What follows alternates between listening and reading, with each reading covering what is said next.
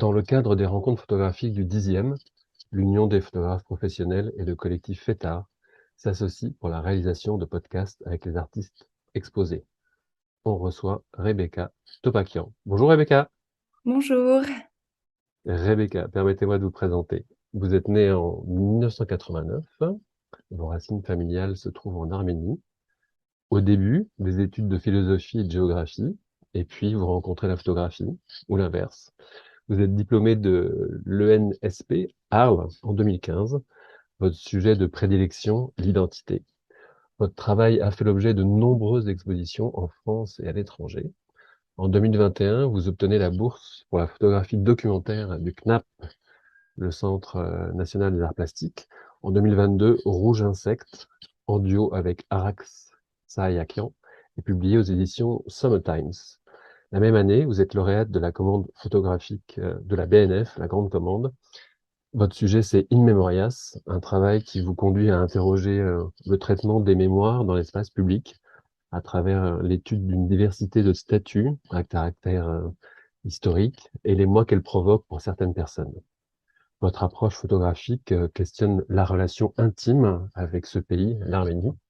Vous présentez donc actuellement aux rencontres photographiques du 10e votre série Double nationalité.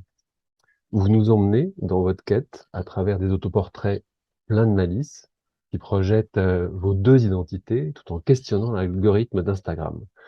Comme le disait William Klein à propos de Polymagou, qui êtes-vous, Rebecca Topakian?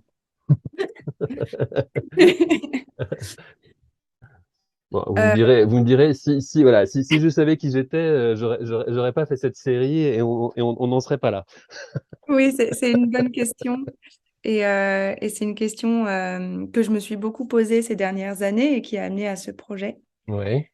Comme voilà, je raconte toujours quand je parle de ce projet, c'est que j'ai une approche de ma propre identité un peu particulière qui est que je n'ai pas été éduquée de manière arménienne, je n'ai pas grandi dans une double culture. Mhm. Je suis née en France, j'ai grandi française avec bien la conscience que j'étais voilà arménienne quelque part, mais sans trop en savoir plus. Mhm. Et c'est une identité que j'ai explorée tard dans ma vie, enfin je veux dire adulte déjà, vers 27 ans où je suis allée en Arménie pour la première fois. Et en fait, je suis devenue arménienne. Et cette double identité, je l'ai acquise. Elle a grandi en moi, ou elle a pris de l'espace dans ma vie sans même que je m'en rende compte. Et c'est aussi pour ça que peut-être j'interroge avec, je ne sais pas si c'est parfois de l'humour, parfois du désarroi, parce qu'en fait, moi-même, je me demande à un moment, mais qui suis-je devenue? Ouais, ouais, ouais.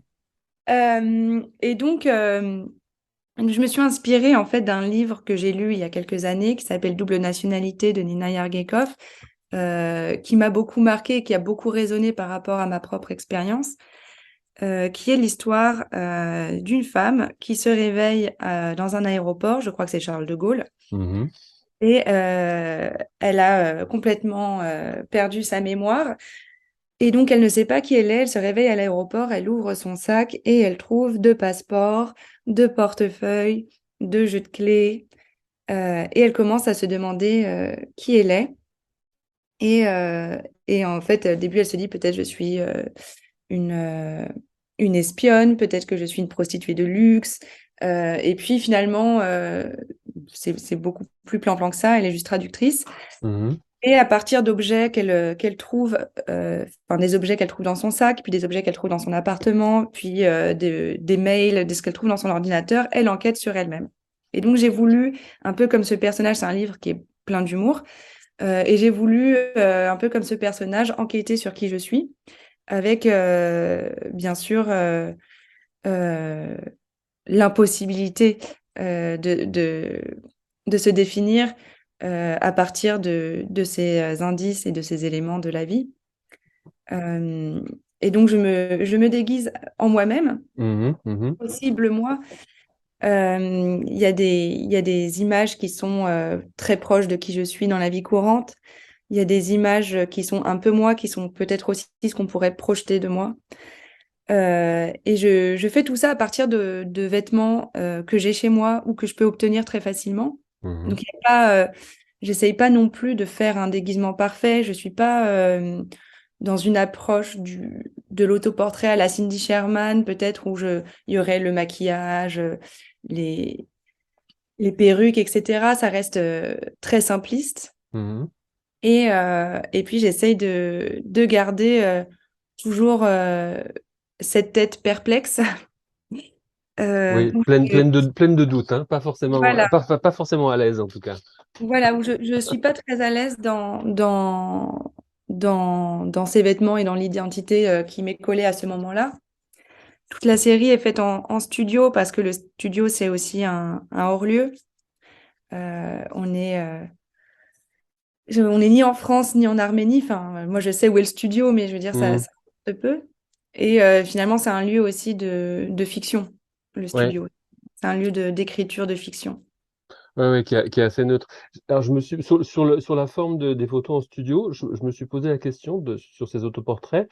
Est-ce que c'était aussi enfin, les photographes arméniens, ils ont énormément travaillé. Enfin, la photographie était hyper importante en Arménie. Puis au milieu du 19e siècle, ils étaient à Beyrouth, ils étaient à Jérusalem, ils étaient à Haïfa. Et il y a eu des très très grands studios de photographie, de portraits. Avec est-ce que c'était pas aussi un hommage, je dirais, ou une manière de leur rendre, de les rendre visibles, ou une continuité peut-être? Est-ce que c'est quelque chose qui vous a traversé l'esprit ou pas du tout? Ou je me trompe complètement? En fait, ça m'a pas traversé l'esprit. C'est peut-être inconscient. Mhm. Mais ce qui est drôle, c'est que j'ai découvert ensuite, et je ne le connaissais pas, le travail de Van Leo, donc photographe de studio qui était, si je ne me trompe pas, basé au Caire, Ouais, et qui a fait, donc il faisait des portraits de célébrités, d'acteurs, d'actrices en studio, et qui a fait des autoportraits de lui-même déguisé. d'accord. Et je l'ignorais. Et donc c'est assez drôle, mais de réaliser que j'ai fait une référence inconsciente et non voulue à un photographe arménien qui lui-même faisait des autoportraits mis en scène, où on voit également le dispositif. Enfin, il y avait voilà quelque chose. Mais après, je me dis que quelque part, c'est pas un hasard et que c'est des questions qui nous traversent pour beaucoup, Mhm. et les Arméniens, les Arméniennes et pas que. Voilà, Van Leo, c'était un photographe exilé, Mhm. du coup, probablement, qui était aussi gay, je crois. Donc, il s'interroge sur son identité, forcément. Et voilà, on retrouve ce type de thématique. Et qui au tout début déclenche cette envie, cette volonté, c'est 2019, 2020, c'est ça? Vous dites, c'est à ce moment-là, Euh, c'est la deuxième guerre qui se passe dans le Haut-Karabakh. ouais. Parce que la guerre, elle est aussi, enfin, la guerre, elle est aussi importante, hein, parce que vous avez déjà traité ça dans votre livre précédent, il me semble, Mm. Vordan Karmien. Oui. En fait, donc moi, j'ai découvert, je suis allée en Arménie pour la première fois, c'était en 2017. J'ai commencé à y aller beaucoup, j'ai fait un travail là-bas. Donc, c'est un pays qui a pris de l'importance dans ma vie. Mais ma double vie a commencé plus récemment, parce qu'il y a eu la guerre en 2020, Mm. qui a été un choc dans ma vie, parce qu'étant française, ayant grandi en France, la guerre ne faisait pas partie de mon paysage mental. C'était pas quelque chose que j'imaginais pouvoir intervenir dans ma vie. Mhm. euh, Comme beaucoup, hein, on se dit la guerre, c'est pour les autres. Bien sûr. Beaucoup moins depuis que ça arrive en Ukraine, qui est plus au proche de l'Europe. Je pense qu'aussi les Français réalisent que c'est quelque chose qui peut arriver à tout le monde. Mais en tout cas, à l'époque, c'était quelque chose qui était réservé aux autres et pas à moi, qui s'est invité dans ma vie. Et beaucoup de mes amis et très proches amis ont dû partir au front. Et donc, en Mhm. 2020, juste après la guerre, j'ai décidé soudainement de demander la nationalité arménienne parce que je voulais pouvoir être citoyenne, Mhm. en me disant que quels que soient les changements politiques, je veux pouvoir aller sur le territoire sans contrainte, Ouais. sans être étrangère, éventuellement voter un jour, etc. Donc demander la nationalité, prendre des cours de langue parce que je ne parlais pas arménien, donc j'ai commencé aussi des cours de langue et prendre un appartement à la capitale, Yerevan. Donc en un an, j'ai commencé très soudainement cette double vie. Mhm. Ce qui provoque peut-être tous ces questionnements soudains. Peut-être que quand on a grandi avec une double identité, double nationalité, double culture, c'est des questionnements qui sont infusés sur des années. Là, en l'occurrence, c'est des questions qui se sont posées très rapidement et très soudainement. Euh, Vous n'étiez et pas à l'aise hein, devant le douanier, ce que vous racontez.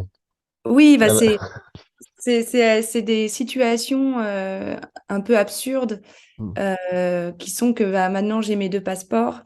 Sur chaque passeport, j'ai une photo d'identité différente parce que je les ai prises à des moments différents. Ouais, Et on ne me reconnaît pas forcément.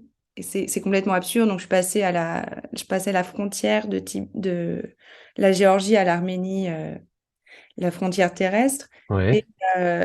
Et, euh, le douanier donc regarde mon passeport et puis regarde ma photo, ma photo, ma tête. Il fait des allers-retours. Et puis, il essaye de tester. Il me dit, vous êtes Rebecca? Je dis, oui. Vous avez quel âge? Ah bon, vous avez l'air plus jeune. Vous faites telle taille? Oui. Vous avez l'air plus grande. Je me disais, bon, est-ce qu'il essaye de me complimenter ou est-ce qu'il doute de mon identité? Hmm, hmm, Et je me retrouve dans une situation un peu bizarre où j'essaye de me justifier que non, non, je suis bien moi. hmm. C'est ça. Ce n'est pas un faux passeport, ce n'est pas une fausse identité. Et voilà, et c'est des questionnements parce qu'on se retrouve à se demander euh, est-ce que c'est bien moi? Est-ce que je suis bien légitime à avoir ce passeport? Est-ce qu'ils vont douter de moi parce que je parle pas très bien arménien? Et puis c'est écrit que je suis née en France. Voilà, il y a tout un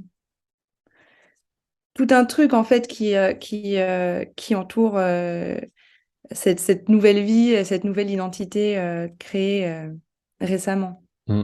Et dans une phrase, là, j'avais noté, vous dites, je ne serai jamais arménienne comme si j'étais née en Arménie, mais je ne serai jamais française comme je l'étais auparavant. Bah, Qu'est-ce qu'on gagne? Qu'est-ce que vous avez gagné? Qu'est-ce que vous avez perdu? Euh, j'ai bien sûr, alors c'est facile de comprendre que je serai jamais une Arménienne comme ceux qui sont nés en Arménie, parce que hmm, dans ma génération, voilà, sont nés sous une Arménie encore soviétique ou juste après la chute de l'Union soviétique, qui sont nés dans la guerre, hmm, qui parlent russe, qui ont une culture que j'aurai jamais. Mais je pense que ce qui a changé, donc bien sûr, ça a été la guerre de 2020.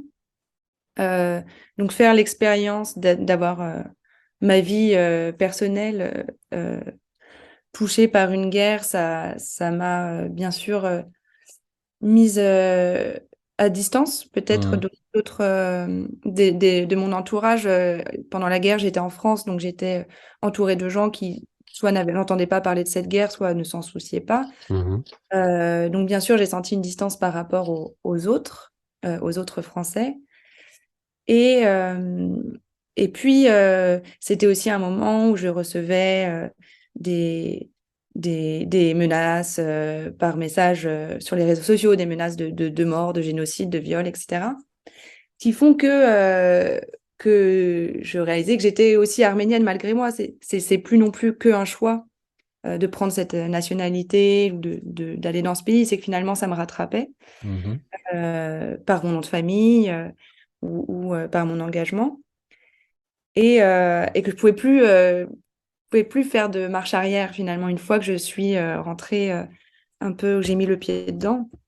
Je peux plus redevenir française comme j'étais avant, qui était de, de ne pas me soucier d'un pays potentiellement en voie de disparition, de ne pas me soucier de la guerre. Voilà, finalement, j'ai l'inquiétude de la guerre à venir, c'est quelque chose qui est maintenant dans ma vie quotidienne et qui ne l'était pas avant.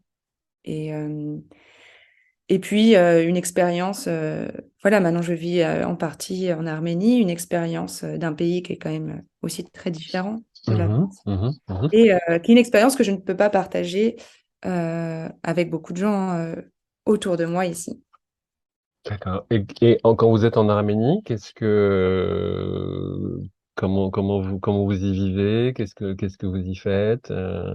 C'est par rapport quand vous êtes à Paris, vous y êtes dans quelle situation?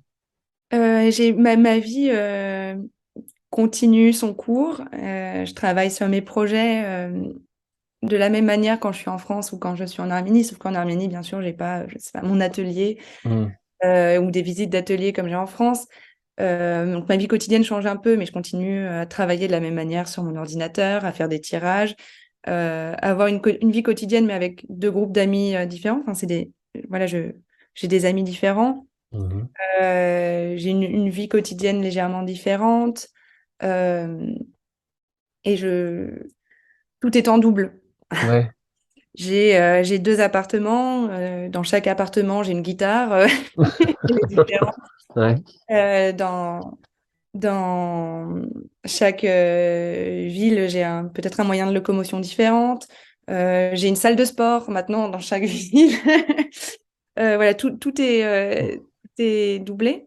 Euh, avec des groupes d'amis différents et bien sûr, comme je disais, des inquiétudes différentes ou des conversations différentes. bien sûr. Je suis quelqu'un qui s'intéresse beaucoup, je pense, à la vie citoyenne et politique.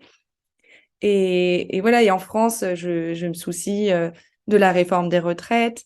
En Arménie, je me soucie de nettoyage ethnique. Et c'est pas Mhm. pour dire que les problèmes français sont dérisoires et ils sont très importants, mais ils sont d'un niveau ou d'un.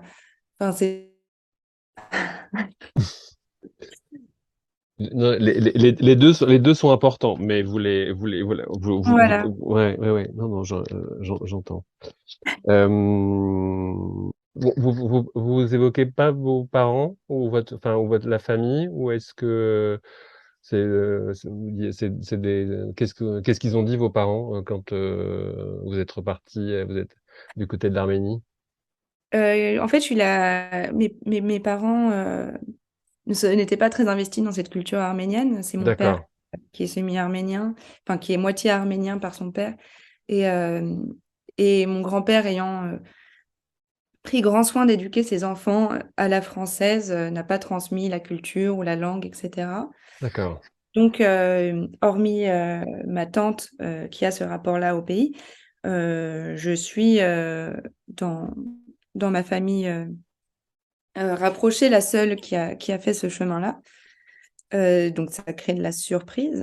Euh, Mhm, mhm. Oui, c'est un et- voyage très seul. C'est ce que j'avais cru comprendre. C'est un voyage, oui, vous êtes très seul dans cette démarche. oui. C'est un long chemin solitaire, semble-t-il. Voilà. On va rebondir sur ce qu'on évoquait au tout début, c'est il y a ces captures d'écran qu'on retrouve actuellement dans l'exposition Double nationalité. Euh, L'algorithme d'Instagram, qu'est-ce que vous êtes allé faire? Qu'est-ce que vous êtes allé trouver dans ces réseaux sociaux? Et en fait, ce qui m'a beaucoup amusée, euh, c'est que, voilà, bon, je voyage beaucoup Mhm. entre la France et l'Arménie. J'ai aussi beaucoup voyagé entre la France, l'Arménie et la Turquie, où je travaillais également, qui est aussi Ouais. le pays d'où venait mon grand-père. Mhm. Et, euh, et en fait, la seule chose qui. Donc, je passe d'appartement en appartement, je passe du temps à voyager. Ce qui reste avec moi, c'est mon téléphone et mes réseaux sociaux. Mhm. Ce qui me faisait rire, c'est que l'algorithme d'Instagram est censé être assez puissant Mhm. pour déterminer qui est une personne et lui proposer des publicités ciblées, bien faites. Et même, enfin, il y a quand même eu beaucoup de documentaires, d'études, de journalistes qui ont travaillé sur comment des élections ont pu être euh, Influencé? influencées Mhm. par les algorithmes des réseaux sociaux, donc ils sont censés être puissants. Et en fait, l'algorithme d'Instagram était complètement perdu avec moi. Et c'était hilarant parce que à chaque fois quand on voyage d'un pays à l'autre, Instagram va peut-être mettre 10 jours, quelque chose comme ça, pour comprendre que, ah, alors, on a vraiment bougé. Peut-être si on part 3 jours, ils continuent à mettre les publicités pour la France, mais là, ça commence à, à changer. Et en fait, Instagram ne comprenait plus qui j'étais et a tout essayé. Donc, quand je suis en Arménie, j'ai des publicités. Alors, je me mets à avoir des publicités pour soit rentrer dans l'armée ou me former Ouais. à, à, à la défense militaire. Donc, j'ai une publicité ciblée pour les jeunes femmes. On voit une jeune femme très apprêtée, très maquillée, en tenue militaire, avec un fusil sniper. Et c'est écrit en dessous, les rouges à lèvres ne tirent pas, arme-toi. D'accord, ok, oui, en effet, ouais, on voit ça, oui, c'est tout à fait étonnant, ouais. Ou d'autres publicités où finalement, donc là, Instagram se dit peut-être je suis, donc là, ils sont pas loin, une personne de la diaspora rapatriée qui s'installe définitivement en Arménie. Donc là, j'ai des publicités pour me rapatrier avec ma famille. Bon, alors, j'ai pas d'enfants, pas de famille à rapatrier, avec des publicités qui disent bah, apprenez à votre enfant l'arménien pour, euh, pour bien s'intégrer. J'ai aussi des publicités qui me prennent pour une immigrée en situation illégale en Arménie, donc Mhm, potentiellement une réfugiée. Et on voit un dessin avec une femme avec un bébé dans les bras qui porte un voile légèrement posé sur son épaule, ce qui donne l'impression que c'est probablement une Iranienne. mhm. Donc là, Instagram a essayé, s'est dit bah, peut-être cette personne qui vient d'arriver, là, c'est peut-être une jeune femme iranienne. Donc voilà, ce genre de choses. Et à l'inverse, quand je rentre en France, j'ai une période de publicité à l'inverse où l'algorithme se dit qui est cette personne qui vient d'arriver d'Arménie en France. Peut-être c'est également une réfugiée ou une immigrante en situation illégale. Et donc, j'ai des publicités qui me proposent de l'aide administrative pour demander ma carte de séjour ou même j'ai une publicité pour acheter des faux papiers, acheter un faux permis, acheter une fausse carte d'identité. Et donc voilà, il y a ce truc où l'algorithme complètement perdu essaye désespérément de lancer des, des perches pour voir qu'est-ce qui me convient. Est-ce que je suis immigrée illégale en France? Est-ce que je suis immigrée illégale en Arménie? Est-ce que je veux aller me battre au front? Est-ce qu'en fait, je viens m'installer avec ma famille? Et donc, cet algorithme censé être super puissant échoue totalement à me cerner et à comprendre qui je suis. Incroyable, vous avez perdu l'algorithme d'Instagram, ça y est, Voilà. il ne sait plus où donner de la tête, où donner de la tête avec vous. Euh, dans votre série, Rebecca, vous avez aussi constitué vous avez fait des photos avec des objets que vous allez trouver dans vos deux pays constitués. Est-ce que vous pouvez nous en dire un peu plus? Oui, donc comme je disais, je me suis inspirée du livre Double nationalité de Nina Yergekov, ce personnage principal enquête sur elle-même à partir d'objets. J'ai voulu suivre un peu le même fil, toujours avec humour et autodérision. Donc, je compare des objets qui sont à niveau égal pour un pays et pour l'autre. Donc, bien sûr, il y a le jeu de clés, Mhm. euh, ouais, les clés de chez moi en France, les clés de chez moi en Arménie. Et puis, il y a aussi des objets parfois un peu plus drôles sur ma vie quotidienne. J'essaye de faire des blagues. Donc, par La exemple, Pléiade. voilà, Voilà, sur la Pléiade, on peut en dire deux mots. il y a les livres. Donc, comme j'ai commencé à apprendre l'arménien il y a seulement 2 ans, donc Ouais. je ne parle pas du tout couramment arménien. Et donc, je compare ma bibliothèque française avec des Pléiades. Puis, j'ai fait des études littéraires. Donc, voilà quelque chose de très classique. Et puis, à côté, ma pile de livres arméniens qui ne sont que des livres pour enfants parce que je ne peux pas lire de livres pour adultes. On a le Petit Prince qui est déjà un niveau assez haut pour moi. Et donc de comparer ces deux registres de livres dans des photos qui sont prises à l'identique de manière assez léchée, en noir et blanc, studio, etc. Et puis voilà, l'idée c'est quand même de faire rire et puis de d'être sur un ton d'autodérision, où je me moque de moi-même aussi, qui suis un peu bancale peut-être dans mon identité arménienne par moment. Il y a aussi la question de la carte d'identité. Euh, Mhm. je n'ai pas pu demander ma carte d'identité arménienne, enfin j'ai essayé, parce que en France, on porte un deuxième, voire troisième prénom. En Arménie, il n'y a pas de deuxième prénom, il n'y a que le prénom et le nom de famille. Par contre, en Arménie, on utilise aussi le patronyme, donc le prénom du père. Donc on a prénom, nom de famille, prénom du père. Donc moi, en Arménie, j'ai mon prénom, mon deuxième prénom, mon nom de famille, le prénom de mon père, et puis son deuxième prénom et son troisième prénom. Ce qui fait que j'ai un nom très très long Mhm.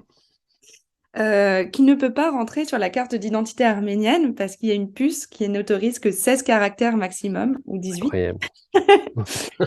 Et ce qui m'a fait vivre un moment un peu absurde en allant de bureau en bureau dans un bâtiment administratif. On se retrouve dans une scène un peu à la Astérix Obélix à demander le formulaire, je ne sais pas combien. Mhm. Jusqu'à ce qu'ils me disent non, vous ne pouvez pas avoir de carte d'identité, votre nom est trop long. Donc Et vous avez que le passeport? voilà. Vous avez que le passeport, d'accord. Et donc, c'est encore une référence à cette différence entre l'identité française, l'identité arménienne, parce que c'est le, le fait d'avoir des deuxièmes prénoms qui faussent tout et qui Ouais, empêchent l'accès à la carte d'identité arménienne. incroyable, incroyable. Euh, Est-ce que vous avez, donc après cette série Double Nationalité, est-ce que vous avez en ce moment des projets en cours et qui sont encore liés à cette identité, en tout cas à l'Arménie? Oui, donc j'ai un projet qui s'appelle Il faut que les braises de Constantinople s'envolent jusqu'en Europe, Mhm. qui pour le coup est sur un ton plus sombre et plus grave et moins drôle. Sur donc le travail pour lequel j'ai eu la bourse pour la photographie documentaire du CNAP Mhm. et également la bourse de création La de la Fondation Fondation, des artistes? voilà, Mhm. qui est un projet dans lequel je me rends en Turquie, à Istanbul et en Anatolie en faisant une enquête sur l'histoire de ma famille. Et à travers cette enquête, je vais à la rencontre des Arméniens de Turquie aujourd'hui pour comprendre et documenter la continuité entre il y a 100 ans et aujourd'hui, les conséquences du négationnisme d'État, du génocide des Arméniens en Turquie et ce que ça provoque dans la vie quotidienne et psychologiquement sur les minorités de Turquie aujourd'hui. Très bien. Et c'est une série donc en cours et que vous Et- pensez terminer dans l'année ou dans les 2 ans qui Oui, arrivent? voilà, dans les 1 ou 2 ans qui viennent. Ouais. Parfait. Très bien. Parfait, Rebecca. Eh ben, je pense qu'on va arriver au terme de notre podcast et de notre conversation. Rebecca, je vous remercie infiniment. C'est moi qui vous remercie. Et puis, on retrouve donc cette série Double Nationalité dans les lieux d'exposition du 10e arrondissement jusqu'au 28 octobre. Voilà. À très bientôt. À bientôt.